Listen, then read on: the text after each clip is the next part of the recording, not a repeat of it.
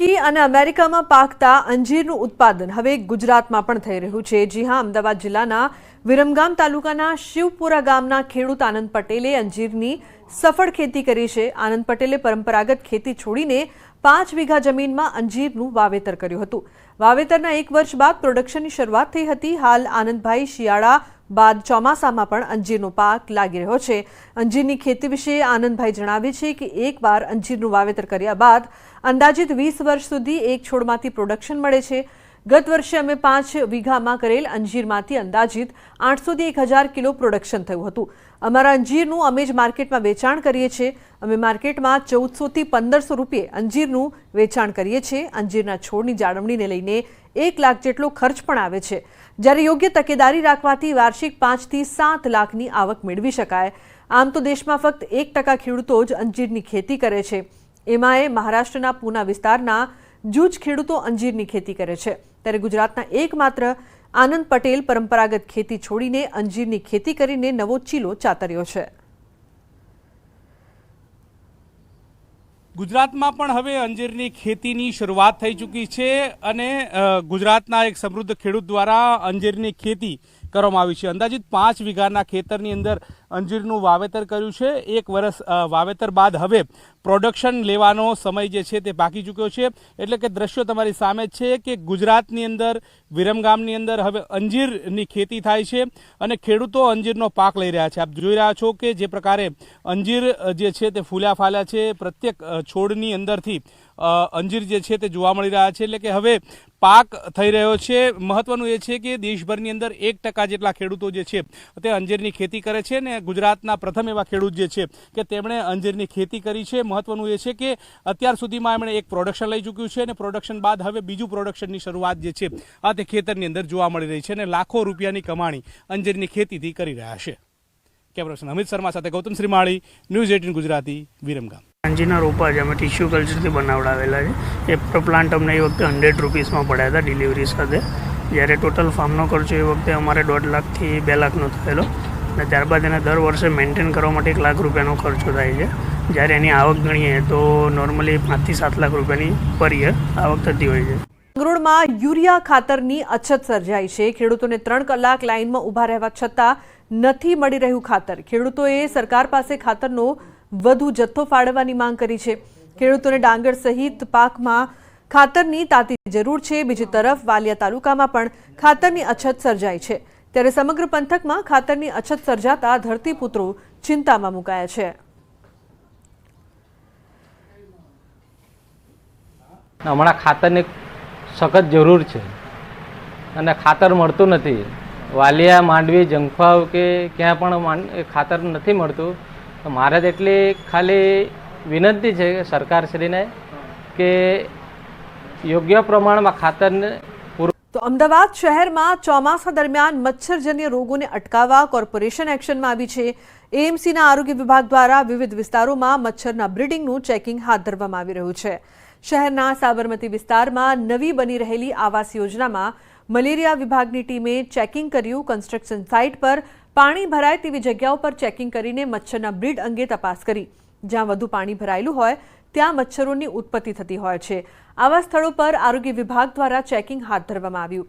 8 ઓગસ્ટના રોજ 177 એકમોમાંથી 117 એકમોને નોટિસ આપવામાં આવી, જ્યારે 10 જેટલી સાઇટને સીલ કરવામાં આવી। એકમો પાસેથી 4,68,000 જેટલો વહીવટી ચાર્જ પણ વસૂલવામાં આવ્યો। જે સાઇટો એવી જોવા મળશે કે જ્યાં 1 કરતાં વધારે જગ્યાએ બ્રીડિંગ જોવા મળે છે અને કન્સર્ન સાઇટવાળા કે એમના આઉટસોર્સિંગ એજન્સી સાથે ટાઈઅપ નથી થયેલા અથવા પોતાના એક્સપર્ટ રિસોર્સિસ દ્વારા બ્રીડિંગ રોકવાનો પ્રયત્ન નથી કરી રહ્યા, એવી તમામ જગ્યાએ અમે સખ્તાઈથી કાર્યવાહી કરી રહ્યા છીએ। ચોમાસાના સમયમાં જ્યાં પાણી ભરાઈ રહે છે અથવા તો કચરો હોય છે તેવી જગ્યા પર મચ્છરનો ઉપદ્રવ વધારે થાય છે। આવી પરિસ્થિતિની અંદર અમદાવાદ મહાનગરપાલિકાના હેલ્થ વિભાગ દ્વારા અલગ અલગ જગ્યા પર ચેકિંગ હાથ ધરવામાં આવી રહ્યું છે।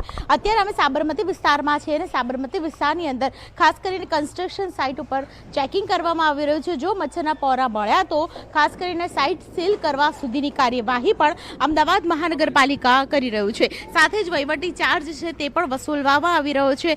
અત્યાર સુધી કહી શકાય કે 219 જેટલા એકમો છે તેને ચેક કરવામાં આવ્યા છે. ઘણા બધા એકમોને સીલ કરી દેવામાં આવ્યા છે અને તેની સાથે સૌથી મહત્વની વાત એ છે કે એક ગાઈડલાઈન પણ એડવાઇઝરી પણ આપવામાં આવે છે કે પાણી આવી જગ્યાએ જો ભરાયેલું રહે અને મચ્છર ન થાય તો તે માટે શું કરવું, અને તે માટેની ખાસ કરીને તકેદારી છે તે કન્સ્ટ્રક્શન સાઇટ ઉપર તમામ કર્મચારીઓએ રાખવી પડે તેવી પરિસ્થિતિ, અને સાથે બિલ્ડર છે તેને પણ જાણ કરી દેવામાં આવ્યું છે જેથી કરીને મચ્છરનો ઉપદ્રવ ન થાય અને તેને કારણે બીમારી છે તેના પર ક્યાંક ને ક્યાંક રોક લાગી શકે.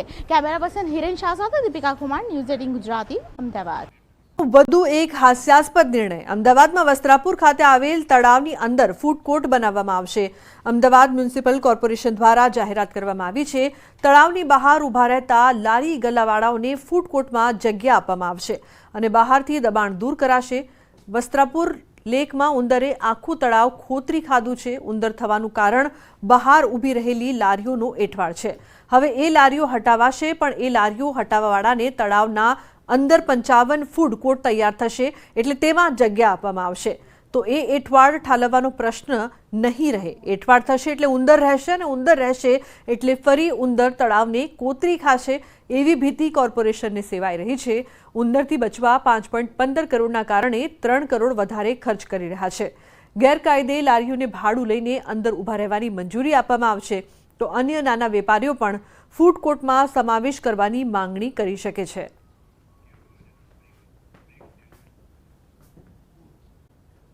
બંધનને હવે થોડાક જ સમય બાકી રહ્યું છે અને ત્યારે સુરેન્દ્રનગર જિલ્લામાં સૌથી વધુ દિવ્યાંગોને આત્મનિર્ભર બનાવવાનો અનોખો પ્રયાસ હાથ ધરવામાં આવ્યો છે. આશીર્વાદ વિકલાંગ સેવા ટ્રસ્ટ દ્વારા સૌથી વધુ દિવ્યાંગ ભાઈ બહેનોને રાખડી બનાવવાની તાલીમ અપાઈ. આ તાલીમ અંતર્ગત દિવ્યાંગો દ્વારા અવનવી ડિઝાઇનની 10,000થી પણ વધુ ડિઝાઇનવાળી રાખડીઓ તૈયાર કરવામાં આવી. વિવિધ કેન્દ્રો તેમજ શાળાઓમાં તેનું વેચાણ થકી થતી આવક દ્વારા દિવ્યાંગોને પ્રોત્સાહિત કરવામાં આવી રહ્યા છે. રાજભોગ સંસ્થા દ્વારા આશીર્વાદ ટ્રસ્ટ દ્વારા બાળકોના જે વિકલાંગ બાળકો દ્વારા રાખડીઓ બનાવવામાં આવેલી છે અને સરસ સસ્તી બાળક રાખડીઓ છે અને બધા બાળકોને ખૂબ જ ગમે એવી છે અને બધા વધુ બાળકો અથવા વાલીઓ રાખડીઓ ખરીદે અને એમાંથી જે પૈસા આવક થાય છે એ બધી આવક આપણે વિકલાંગ બાળકોના લાભાર્થે જ વાપરવામાં આવે છે. એટલે વધુ વાલીઓ રાખડીઓ ખરીદે એવી માટે વિનંતી કરું છું. દિવ્યાંગ બાળકો જે છે અમારે રક્ષાબંધન પર્વ આવતો તે રાખડી બનાવે છે, તો રાખડી બનાવીને 10,000 જેવી રાખડી ત્રણેય સંસ્થામાં થઈને 101 જેવા બાળકો બનાવે છે અને જે બાળકો બનાવે છે એને અમે એમનું મહેનતાણું આપીએ છીએ અને એ લોકો ઘરે પગભર થઈ અને એમને મદદરૂપ થાય છે વાલીને. તો જે બાળકો રાખડી બનાવે છે અમે અલગ અલગ સ્કૂલોમાં સામાજિક સંસ્થાઓમાં જઈને એનું સેલિંગ કરીએ છીએ અને જે ત્યાંના જે બાળકો હોય છે એ લોકો અમને મદદરૂપ થાય છે. મુખ્ય શું હેતુ છે આ રાખડી બનાવવાનો? કે બાળકો જે કંઈ બનાવે છે તો એનાથી એમને મહેનતાણું મળે અને એમના વાલીને એ લોકો પૈસા કમાઈને આપીને પગભર છે એવું સમાજમાં ઉપયોગી થઈ શકે. ઉપાસના વિકાસ વિકલાંગ દિવ્યાંગ બાળકોના કેન્દ્ર દ્વારા સ્વસ્તિક સ્કૂલમાં રાખડી વેચાણનું કામ રાખેલ છે. દિવ્યાંગ બાળકો દ્વારા જે રાખડી બનાવવામાં આવે છે એ સ્વસ્તિક સ્કૂલમાં વિતરણ એટલા માટે રાખેલ છે કે બાળકો જે છે એમનામાં સેવાભાવની વૃત્તિ જે છે કેળવાય, સાથે સાથે શિક્ષણની સાથે સાથે સંસ્કારનું સિંચન પણ થઈ શકે. આ જે દિવ્યાંગ બાળકો જે છે એમના દ્વારા જે બનાવેલી રાખડીનું વેચાણ અહીંયા રાખેલ છે તો એના અંતર્ગત બાળકો જે છે એમને કોઈને કોઈ રીતે ઉપયોગી થઈ શકાય, સાથે સાથે બજાર કરતા બહુ જ નજીવી કિંમતે અહીંયા રાખડીનું વેચાણ કરવામાં આવેલ છે. ગરડા રોડ પર આવેલા કેશવ પાર્કના રહીશો પ્રાથમિક સુવિધાના અભાવે અનેક સમસ્યાઓનો સામનો કરી રહ્યા છે.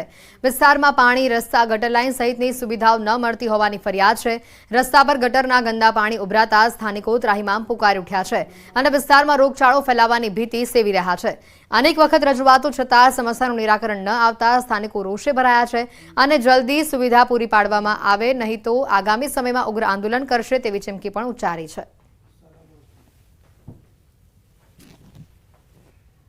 આ સોસાયટી 10-12 વર્ષથી બનેલી છે પણ અહીં નથી રોડ કે નથી ગટર, કોઈ સારી એવી યોજના નથી. અમે હાઉસ ટેક્સ કમ્પ્લીટ ભરવી છીએ તો છતાં અમને આ સુવિધા શા માટે એમ.